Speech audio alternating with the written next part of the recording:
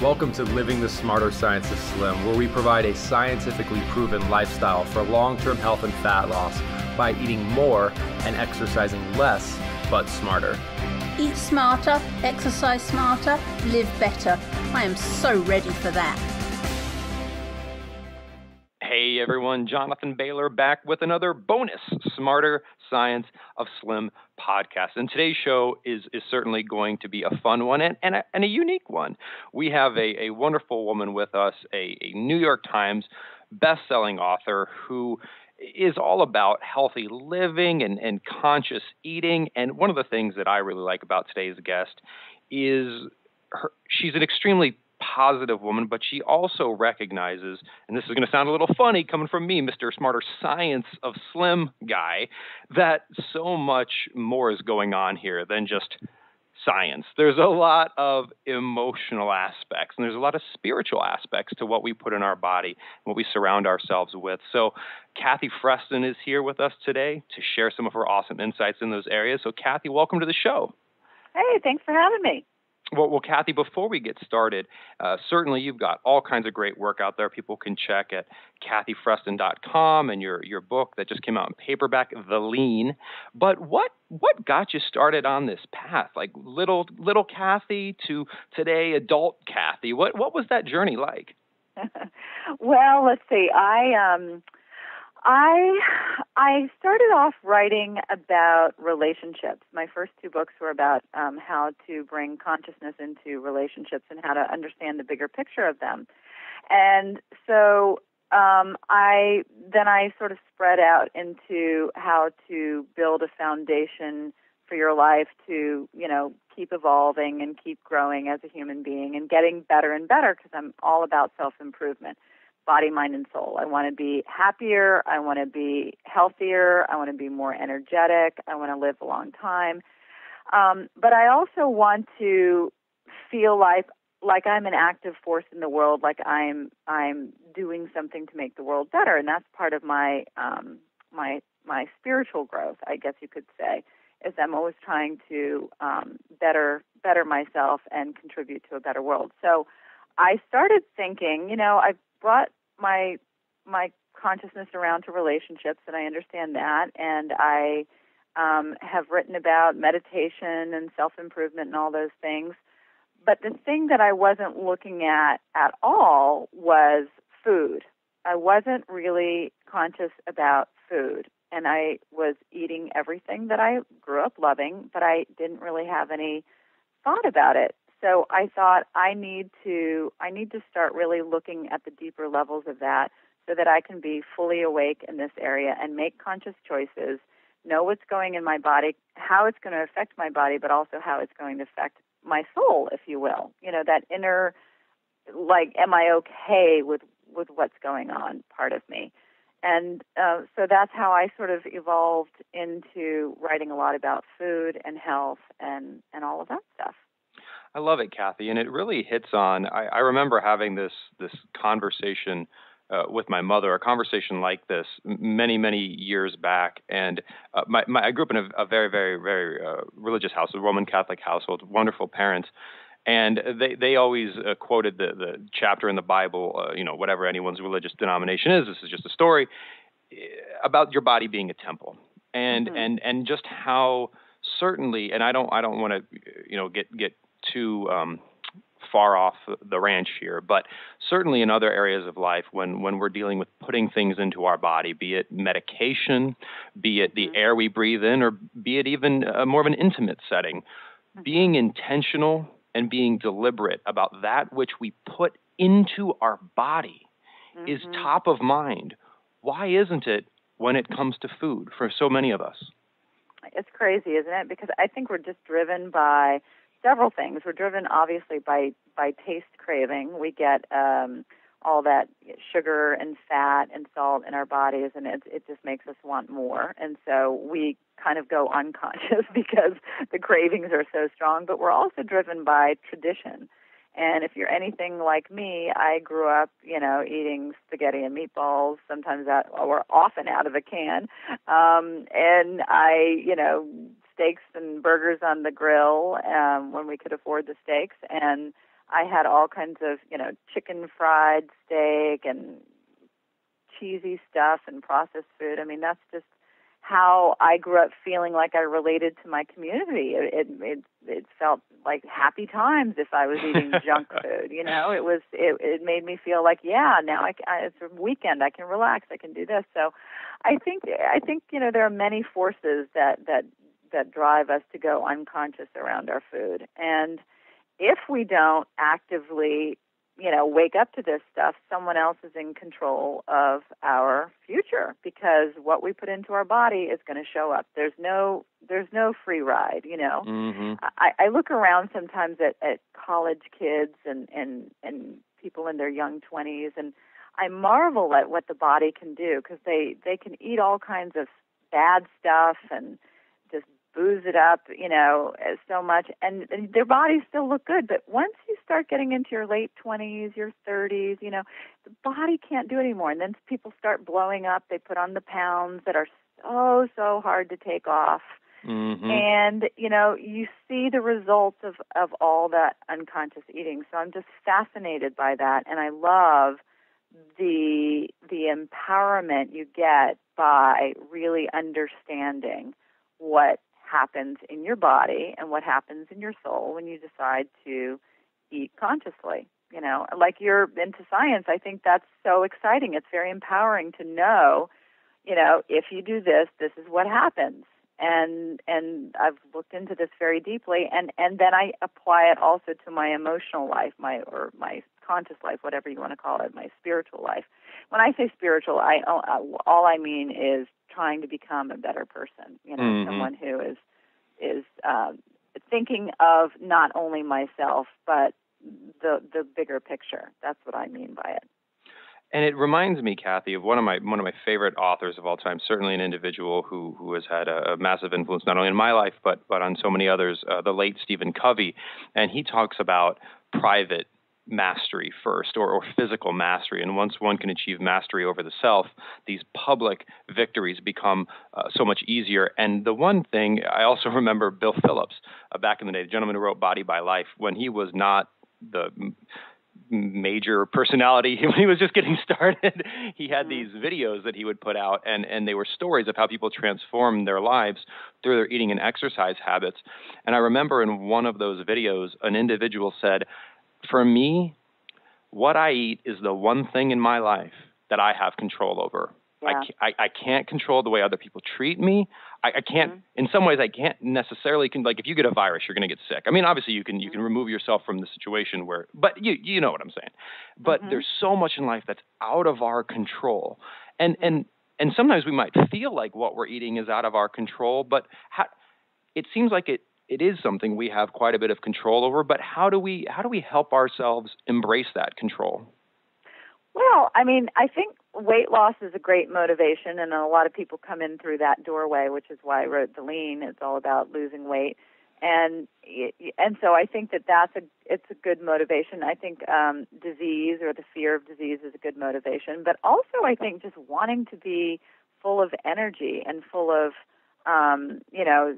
just get up and go in the day. But for me, the way that I got into healthy eating is a little bit backwards. I thought, okay, I'm a big steak lover. I love fried chicken. I love all of this stuff. So I am going to start watching the videos of how, meat is produced and how eggs arrive at my door and on my plate. And I'm going to start looking at this stuff so that I can be awake and choose consciously whether or not I want to eat this food. So when I saw the process of what the animals went through, I was just horrified. I mean, all you have to do is just Google, factory farm video or something like that, and then you see this stuff. So I thought, oh my goodness, I do not want to be someone who supports this kind of cruelty, because the way the animals are treated are just awful. And so I thought, I don't know how I'm going to give up eating meat and dairy and eggs and all of this stuff, because I love it so much. And I thought, okay, well, I'm just going to point myself in that direction, and I'm going to lean into it. And little by little, I discovered other meals that I really enjoyed, or I swapped out meat for other high-protein, plant-based sources. And I started, I just started feeling better about what I was eating, but I did it very gradually. I did it one little bit at a time. I didn't put so much pressure on myself. But I have to tell you, when I started this process, I challenged myself because I thought, I love how you're talking about private mastery and personal mastery. It's like, how can we go out in the world and expect to do great things if we can't even master these impulses, these cravings? So if I can't say my desire to be compassionate is not bigger than this momentary taste craving, I didn't have respect for myself. I really wanted to respect myself and feel empowered. So when I was able to do that, I thought, okay, something is freed in me. I know that I'm bigger than this. I know that I can do things, because I've overcome these momentary gustatory pleasures. So anyway, it was just a process that I did for those emotional, spiritual reasons that I wanted to have compassion in my life. And there are very few ways that you can really activate compassion on a regular, daily basis. And eating compassionately or with mercy and choosing foods that didn't suffer to get to your plate was one way to do it. But when I made this decision, I was a real Atkins person. I thought, well, I'm going to gain 20 pounds for sure, and I'm probably going to cut my life short because everyone knows you need animal protein to stay slim and healthy and all that stuff.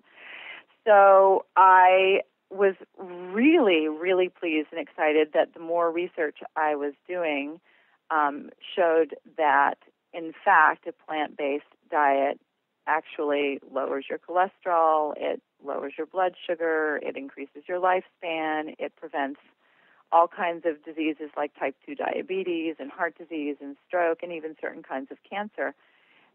So I was very, very excited that I was doing something that was motivated from an emotional place, but my body actually was getting the bonus of getting healthier and slimmer. So I ended up losing weight.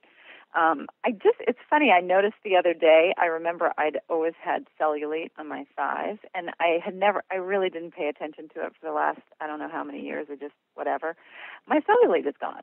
And it's not like I really tried to get rid of it. I had resigned myself to having cellulite for the rest of my life, and it's gone, and it's funny because when you eat this healthy way without all that saturated fat, and you put in your body all this healthy fiber, your body just thrives. So I feel like I'm finally in this place where I feel well all around, in body, in mind, and in soul. Kathy, certainly I love a lot of what you just said, and I think for some of our listeners, there might be a few points of clarification, if you don't mind. And I think what I want to highlight about what you just said are a couple things. One, while certainly my own message and many of the listeners of this podcast do eat both nutrient-dense plant and not hormonally, but wild caught type cared for animals that are also nutrient dense. The thing that I think is so fascinating and so empowering about many individuals' journey to vegetarianism or veganism, which is just a fine lifestyle, is two things. One, there's almost always a deeper motivation. It's usually not predicated on just the media says I should be skinny and I want to be skinny. It's about something deeper. And the deeper and the bigger the reason you're choosing to change the quality of the food you're eating, I think the easier it is to sustain. And I think this is why I always use the analogy of if you take someone who is a vegan or a vegetarian and has lived that lifestyle for, let's say, a couple years, it's my understanding that that individual is not like every single day if they see a steak, they're like, oh my God, I want to eat that steak. They're just like, I don't want to eat that steak. My mind has shifted. And the point here is not to say that we shouldn't eat grass-fed, humanely raised steak necessarily. I mean, certainly that's not what my research says, but more that, wow, this is an amazing example of choosing different qualities of food for a reason wholly different than because the media says I need to look a certain way, and a much more noble and bigger reason. And I think that's fascinating. And I think we can all learn from that. What do you think? Well, I think you're absolutely right. When you have that thing that guides you forward, it's like I don't even, I look at a birthday cake if I'm at someone's house, and I just think, if there's eggs or whatever in it, it doesn't even tempt me. It's like donuts don't even tempt me because I think about the eggs, so I think about the chickens, or I think about the dairy, and I think about the cows, and so it is a bigger motivation for me that I don't feel, like, oh, I'm white knuckling it through. That said, there's tons of vegan sweets and donuts and cakes and stuff like that, and certainly you can be an unhealthy vegan too, just like unhealthy meat eater. I mean, any diet, you just have to be judicious about what you put in your body and choose as much of the, whole foods and less processed stuff and less sugary stuff as possible. But yeah, and I think it's something that's a great weight loss tool because, every time I would think about, do I want that cheese? I would just think about how the cheese got to me, and again, this is something that for me, I wanted to challenge myself as an evolving human being. I want to see if I can live in a way that feels compassionate and conscious and thoughtful. I want to be an environmental steward, and, factory farms do so much harm to the environment with polluting the water and using up so much water and creating global warming gases, all kinds of stuff. So I want to be a responsible steward for this planet. I want to be someone who is exercising, my compassion. I want to be someone who is taking care of this temple, my body, and being thoughtful about what I put in it. So choosing carefully what we eat is a really good opportunity to actually put those principles into action. And to develop those habits, because it is a choice we make so frequently. And actually, one thing, Kathy, that so encourages me, and again, I mean, the as you mentioned, certainly there can be horribly unhealthy plant-based diets, and there can be horribly healthy is probably kind of a wrong word, amazingly healthy plant-based diets, and there can be horribly unhealthy omnivorous diets and horribly, gosh darn it, absolutely. and absolutely healthy omnivorous diets. But in both contexts, I really want to highlight this for our listeners, because in both contexts, focusing on something bigger than what the daggone scale says is your key to success. I literally, oftentimes, I mean, what inspired my initial book was this idea of there's naturally thin people in the world. And what is it about naturally thin people that's different than non-naturally thin people biologically, that they can just eat whatever they want and they don't really seem to get heavy? What's going on there? And then I thought, and there's a similar thing mentally. What is it? And I thought vegetarians, because it's a group of millions of people who, like you said, these for most people, animal products, let's forget about healthy, not healthy, are quite tasty. And many millions of vegetarians effortlessly, in quotations, avoid these foods. It's not a daily struggle. They're not craving them. And how can we make our minds work for high quality food, whether they be from plants or from animals, the way that a vegan's mind or a vegetarian's mind perceives meat?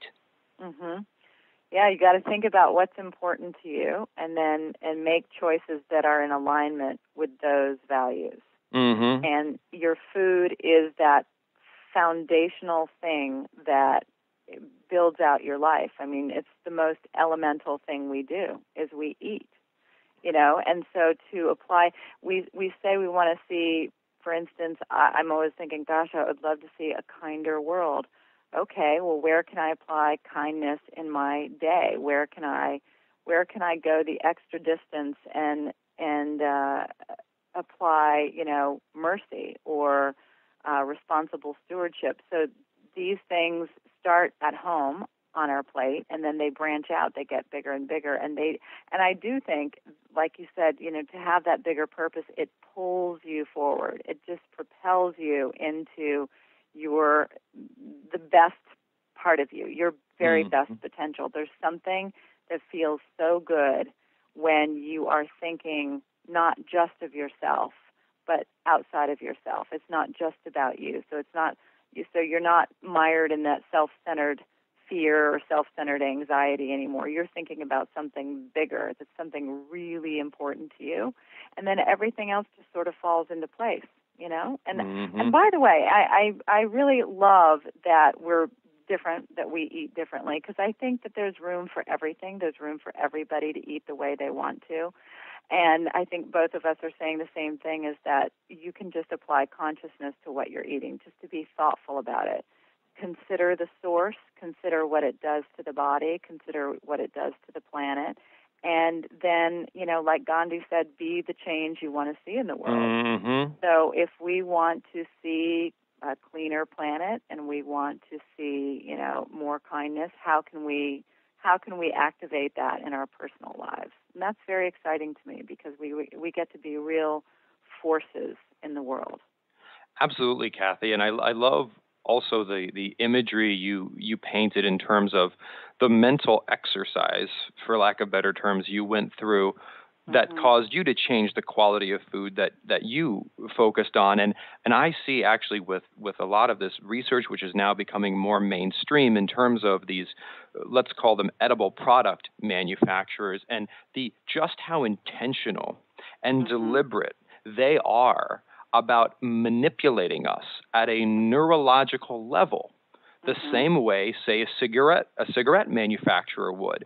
And when we talk about doing things for different reasons, just like we want to protect our children from addictive drugs, and just like we want to protect our children from things in the environment that can cause permanent damage, and just like we don't want to lose our own personal freedom. That's the thing. I don't want anything to have power over me. And you brought up cigarettes. I was a smoker for many years. I smoked a pack a day, and I tried to quit. I mean, I stopped smoking. It must have been 20 years ago, but I smoked so I would get so angry at myself because I'd quit, and then I'd start again, and I'd quit, and I'd start again, and it was just. Then smoking owned me, my cravings owned me. I was not able to overcome them. So when I finally did stop smoking, and it's like with anything, you just keep trying, and then finally you kind of get it, And so I felt so freed by it. I felt so empowered by it. This no longer holds me.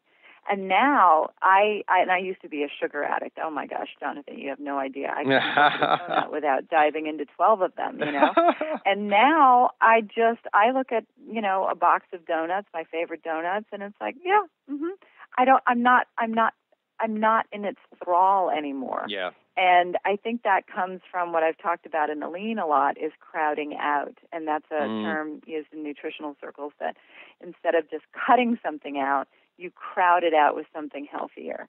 So instead of just saying, okay, I'm not going to have sugar anymore, I'm not going to have fattening cheese anymore, I'm not going to have my burgers anymore, what I'm going to do is I'm going to say I'm not going to deprive myself of anything, but I'm going to start putting in things, crowding out the unhealthy stuff. I'm going to put into my daily routine, I'm going to make sure I have an apple a day. I'm going to make sure I have 2 tablespoons of ground flaxseed a day.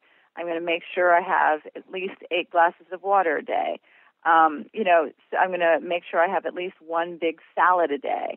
So I'm starting to put these things in, and what happens is there's only so many minutes in the day, and there's only so much room in your belly, that by the time you're putting in all these extra healthy things, you're crowding out the old cravings. You're changing your body's chemistry so that you literally don't have those same impulses. They just go away. The fiber changes things because, fiber is the one thing that's been consistently associated with lasting weight loss. Fiber makes your food break down into the sugar, so your body gets the glucose slowly and steadily. So you feel full for longer. You feel, steady blood sugar. You're not on that up and down thing. So I think crowding out is one of those wonderful things we can do that we don't feel like we have to deprive ourselves of the things that we love. Kathy, that's so spot on. And in fact, I think I kid you not, I think we may be entering a state of mind meld here, because literally right before that segment, I wrote down on my pad of paper, pursue the positive, underlined. And that is such, just getting, because your Gandhi quote, there's also a story with Mother Teresa where it was in the Vietnam War era, and someone asked, Mother Teresa, will you march with us against the war? And she said no, and they were surprised, because obviously Mother Teresa is all about peace. But therein lies Mother Teresa's answer. She said, as soon as you have a march for peace, rather than a march against the war, I will be there. And that is over here our message of eat more, but smarter. And having that, stopping thinking about shrinking yourself and depriving yourself, and instead thinking about how much nutrient-dense, fiber-rich, whole, humanely raised foods can I put in my body. That is such, but that's not what we hear, right, Kathy? We just hear just starve yourself. Like, what, you lazy, just starve yourself. Like, that's the opposite. It's so violent. Like, who wants to live that way? That's why diets don't ultimately work, because people feel so deprived and so miserable. I certainly would. If I had to eat broiled chicken and steamed broccoli every day, I would shoot myself. I mean, life is to be lived. And so when I think I can eat foods that I absolutely love and that are going to feel hearty, and I'm just going to be drinking all this water and salads and apples and black bean burritos and all of that stuff, I realize that I'm not missing out on anything. I'm just sort of crowding into my body all this delicious nutrient-dense stuff. And then the rest takes care of itself. It's like, I don't feel like having that piece of cake. It's funny. I'm not kidding you. I was owned by sugar. I mean, seriously possessed by sugar.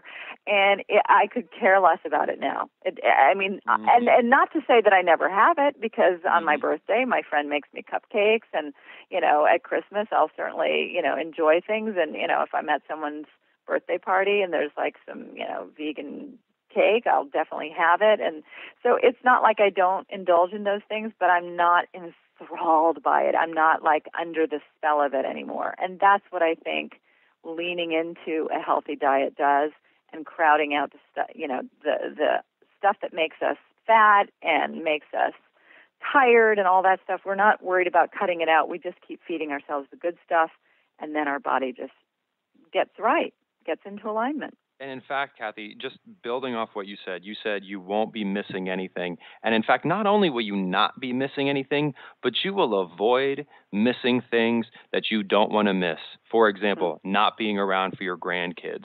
For example, not being able to enjoy the last third of your life.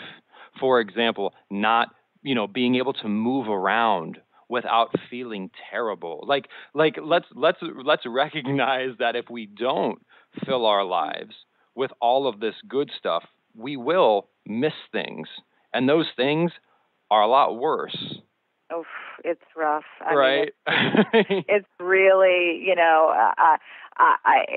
going to the doctors like that and undergoing treatment. And, I have one gal in my book, in the Lean, who she lost 200 pounds, and she was about to get her leg amputated. That's what the doctor was saying might have to happen, because she had type 2 diabetes, because she was so obese. She was on 9 different medications, and just going to doctor after doctor, and kept loading her up with medications, and, missing work for this stuff, and then this fear of losing a leg. And now it's like she's lost 200 pounds. She's off of all of her medications, obviously didn't lose her leg, not going to the doctor every other minute. It's just frees you, being healthy really frees up your time. It really is. It's so good all around. I love it, Kathy. Well, speaking of good all around, I think this podcast fits right in that category there. This has been a good all around show. So. Yes, exactly. Well, Kathy, thank you so much for joining us. Certainly, I'm sure we could talk for hours, and hopefully we can have you back. And folks, please do check out Kathy's work. It's quite insightful. It's Kathy, Kathy, Freston, Freston. Certainly a wonderful, smiley woman, and you can see her leaning on the cover of her book called The Lean. And she has many others. And Kathy, thank you for all the work you do to help so many live so much better. I truly appreciate it. Thank you. And right back at you, Jonathan. Well, thank you, Kathy, again for joining us. And thank you, listeners, for joining us. I hope you enjoyed today's show as much as I did. And remember, this week and every week after, eat smarter, exercise smarter, and live better. Talk with you soon. Wait, don't stop listening yet. If you like the podcast and if there's other ways we can help you, please join us in the Smarter Science of Slim support group, which is freely available at the Smarter Science of Slim website, smarterscienceofslim.com.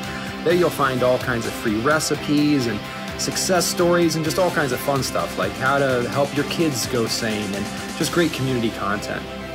And just one last thing before you go, if you wouldn't mind heading over to iTunes and up onto Amazon.com and leaving us a review, and then going over to Facebook and liking us, we would hugely appreciate it.